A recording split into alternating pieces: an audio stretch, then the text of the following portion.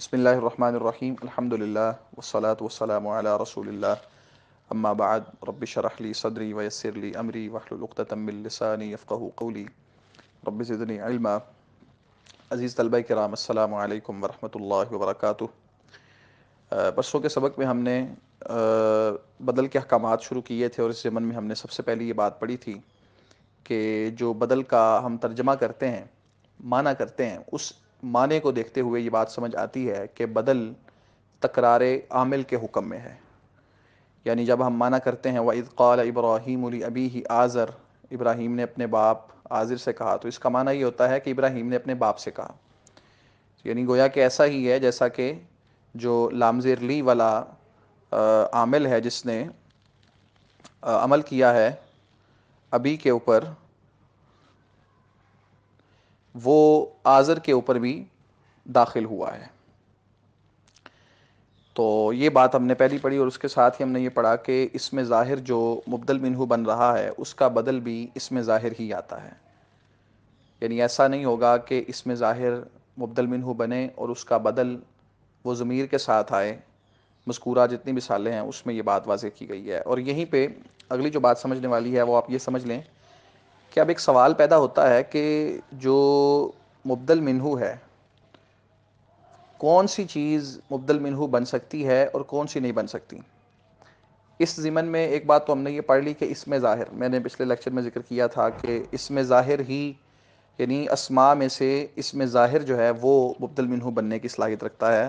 جو ایسا نہیں ہوتا عام طور پہ کہ جو ضمیر ہے وہ مبدل منہ بناؤ۔ تو اسم کی بات تو یہاں پوری ہو گئی۔ دوسری بات آ جاتی ہے فعل کی۔ تو سوال یہ ہے کہ کیا فعل مبدل منہ بن سکتا ہے؟ تو اس کا جواب یہ ہے کہ فعل بھی مبدل منہ بن سکتا ہے، اور شرط یہ ہوگی کہ اس کا جو بدل ہے وہ بھی فعل کی صورت میں آئے گا۔ یعنی اگر آپ فعل کو مبدل منہ بنا رہے ہیں تو اس کا بدل بھی فعل سے ہی آئے گا۔ ایسا نہیں کہ ایک فعل مبدل منہ ہے اور اس کے بدل کے طور پہ آپ کسی اسم کو لا رہے ہیں، بلکہ فعل کا جو بدل ہوگا وہ بھی فعل کے ساتھ ہی آئے گا۔ اور ایسا بھی ہوتا ہے کہ آپ جو ہے وہ جملے کو مبدل منہ بنا دیں، یعنی جس طرح اس میں ظاہر مبدل منہ بنتا ہے، فعل مبدل منہ بنتا ہے، اسی طرح جملہ بھی مبدل منہ بن جاتا ہے، اور اس کے لیے بھی وہی بات ہوگی کہ جو جملہ مبدل منہ بنے گا اس کا بھی بدل جملے کے ساتھ ہی آئے گا، یعنی جملے کا بدل جملے سے آتا ہے۔ ٹھیک ہے نا جی؟ یعنی کسی بھی جملے کو آپ بطور تمہید ذکر کرتے ہیں اور وہاں پہ آپ کی جو مراد ہے وہ دوسرا اگلا جملہ ہوتا ہے، جو بدل ہے وہ مطلوب ہوتا ہے، نسبت سے وہ مقصود ہوتا ہے، تو ایسی صورت بن سکتی ہے۔ فعل کا بدل فعل سے بنتا ہے، اس کی مثال آپ قرآن مجید سے دیکھ لیں، وَمَن يَفْعَلْ ذَلِكَ يَلْقَ أَثَامًا۔ اب یہاں پہ یلقا جو لفظ ہے، یلقا، یہ ایک فعل ہے۔ بتایا کیا جا رہا ہے کہ پیچھے بات چل رہی ہے نا کہ مومن جو ہیں وہ زنا کار نہیں ہوتے،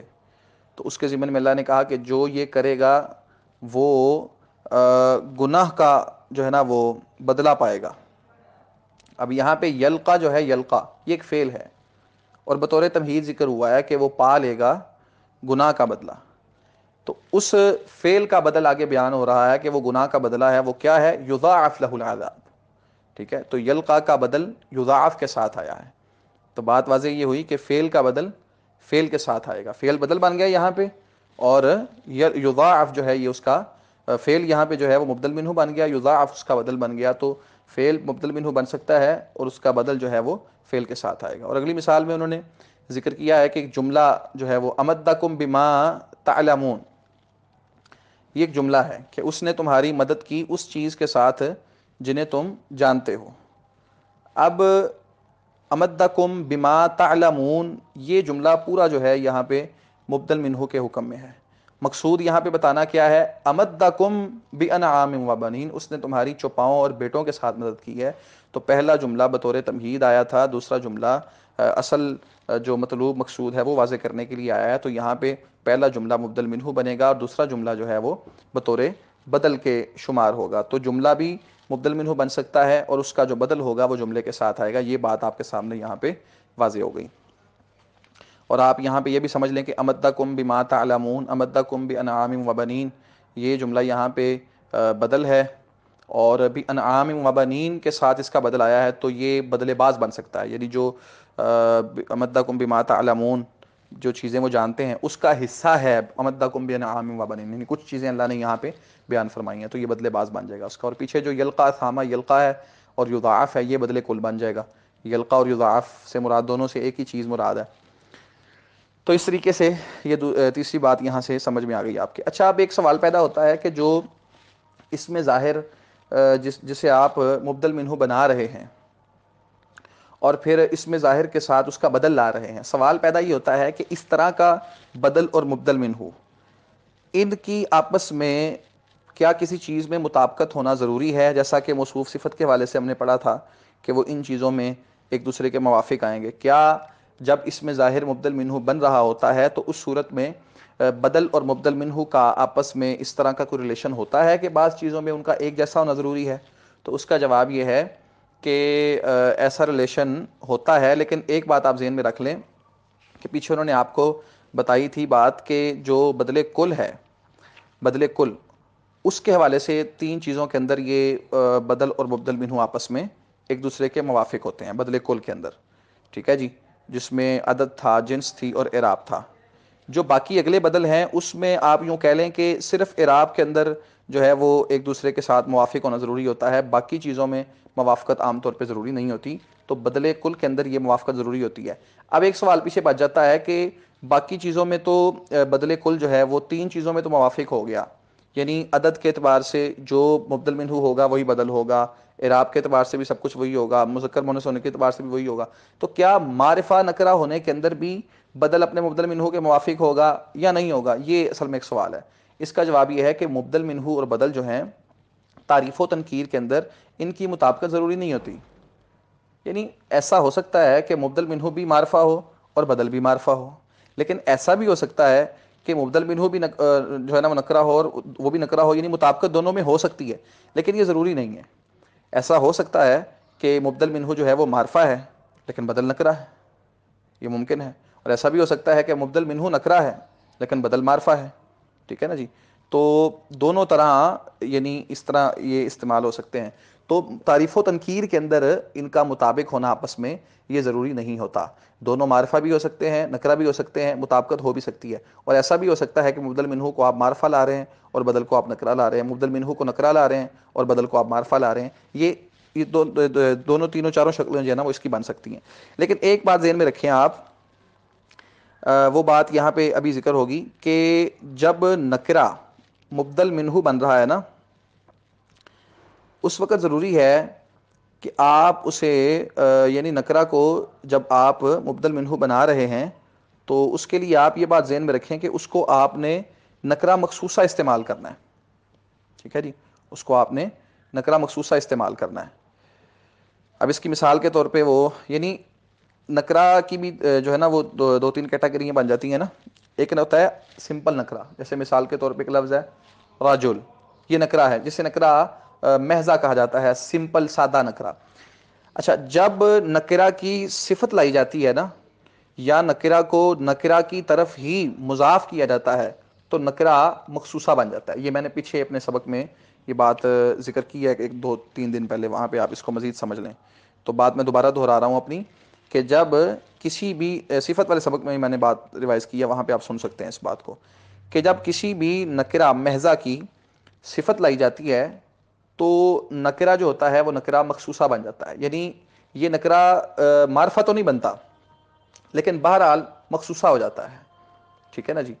اور اسی طرح جب نکرہ کو نکرہ کی طرف مضاف کیا جائے اس وقت بھی نکرہ جو ہے وہ معرفہ تو نہیں بنتا لیکن معرفہ اور نکرہ کے درمیانی جو ایک درجہ ہے اس تک پہنچ جاتا ہے، جسے نکرہ مخصوصہ کہا جاتا ہے۔ وہ میں اس کی مثال دیتا ہوں، جیسا کہ ایک لفظ ہے راجولون، تو اب راجولون سمپل نکرہ ہے نا، اس میں کوئی آدمی، کوئی بھی ہو سکتا ہے آدمی، لیکن اگر کہا جائے راجولن مؤمنن تو کیا معنی ہوگا؟ یہاں پہ راجل مؤمن یعنی ایمان والا آدمی، ابھی بھی تخصیص ہوئی ہے راجل کی کہ ایک خاص آدمی مراد ہے لیکن معین آدمی مراد نہیں ہوا کہ وہ کون سا مومن آدمی ہے۔ لیکن اگر کہا جائے اسی طرح اگر کہا جائے کہ مثال کے طور پہ زیدن، تو یہاں پہ اب تخصیص ہو گئی نا کہ کون سا شخص مراد ہے، معین ہو گیا۔ تو معین جو ہوتا ہے یہ معرفہ ہوتا ہے، اور مخصص جو ہوتا ہے یہ نکرہ ہوتا ہے، اور مخصص سے نیچے جو بالکل جو ہے وہ تنکیر میں ہوتا ہے وہ بھی نکرہ ہوتا ہے۔ تو یہ وہ بات کرنا چاہ رہے ہیں کہ اگر آپ کسی بھی نکرہ کو مبدل منہ بنا رہے ہیں یا بدل بنا رہے ہیں تو بس ایک خیال کر لیں کہ وہ نکرہ مخصوصہ ہونا چاہیے، یعنی اس نکرہ کی صفت ہونی چاہیے، یا جو ہے وہ ظاہر ہے کہ وہ اضافت کے ساتھ آپ اس کو بنائیں گے۔ تو یہاں پہ مثالیں دیتے ہیں وہ کہ قرآن میں دیکھیں آپ، وَلِلَّهِ عَلَى النَّاسِ حِجُّ الْبَيْتِ مَنِ اسْتَطَاعَ إِلَيْهِ سَبِيلًا، الناس مبدل منہ ہے، من استطاع الیہ سبیلا، یہ جملہ سارا یہاں پہ جو ہے نا وہ من جو ہے، من جملہ اپنے اگلے سے مل کر پیچھے کے لیے بدل بنے گا، تو یہ دونوں معرفہ ہیں۔ الناس بھی معرفہ کی قسم ہے، معرف بالنام ہے، اور من بھی معرفہ کی قسم ہے، اسم موصول ہے۔ ان للمتقین مفازا حدائق واعنابا، مفازن بھی نکرہ ہے، حدائق بھی نکرہ ہے، یعنی مطابقت ہو گئی، دونوں نکرہ ہو گئے۔ اور ایک قرآن کی مثال، انک لتہدی الی صراط مستقیم، بے شک یقیناً آپ جو ہیں وہ رہنمائی کرتے ہیں سیدھے رستے کی طرف، صراط اللہ، ٹھیک ہے نا جی، اللہ کے رستے کی طرف، کہ اسی کی طرف، اسی کے لیے ہیں جو کچھ ہے زمین و آسمان۔ اب یہاں پہ صراط مستقیم مبدل منہ ہے اور صراط اللہ یہاں پہ بدل ہے، تو صراط مستقیم نکرہ ہے، صراط اللہ معرفہ ہے، یہ مضاف ہے معرف باللام کی طرف۔ تو آپ یہاں پہ نکرہ کو مبدل منہ بنا رہے ہیں اور معرفہ کو بدل بنا رہے ہیں، لیکن وہ شرط آپ پوری کر رہے ہیں کہ صراط مستقیم جو ہے وہ نکرہ محضہ نہیں ہے بلکہ نکرہ مخصوصہ ہے۔ اور اس طرح قرآن مجید کی ایک مثال آپ دیکھ لیں، لَنَسْفَعًا بِالنَّاصِيَةِ نَاصِيَةٍ كَاذِبَةٍ خَاطِئَةٍ، اب یہاں پہ بن ناصیہ جو ہے یہ مبدل منہ ہے، ناصیۃ کاذبۃ خاطئہ، ناصیہ جو اگلا لفظ ہے یہ اپنی صفات کے ساتھ مل کر بدل بنے گا، تو الناصیہ معرفہ ہے اور ناصیۃ کاذبہ جو اگلا جملہ ہے، ناصیہ جو اگلا ہے یہ نکرہ ہے، لیکن یہ سادہ نکرہ محضہ نہیں ہے بلکہ نکرہ مخصوصہ ہے کیونکہ اس کی صفت آگے آ رہی ہے۔ تو یہی وہ بات انہوں نے اوپر آپ کو سمجھائی ہے کہ مبدل اور منہ اور بدل کی تعریف و تنکیر میں مطابقت ہونا ضروری نہیں ہوتا، دونوں کو معرفہ لے آئیں، دونوں کو نکرہ لے آئیں، یا ایک کو معرفہ ایک کو نکرہ لے آئیں، لیکن ایک بات کا خیال رکھیں کہ جس کو آپ نکرہ لائیں گے اس کو نکرہ محضہ نہیں لانا بلکہ نکرہ مخصوصہ آپ نے لانا ہے۔ تو اس طریقے سے یہ نکرہ کے والے سے، بدل کے والے سے آپ بات سمجھ لیں۔ اچھا، اب سوالات میں آپ نے بدل کی تعریف مکمل کر لی، بدل کے اقسام کی بات ہماری ہو چکی، بدل کے احکام بیان کریں، یہ سوال اب آپ پورا حل کر لیں، اور سوال نمبر 4، 5 اور 6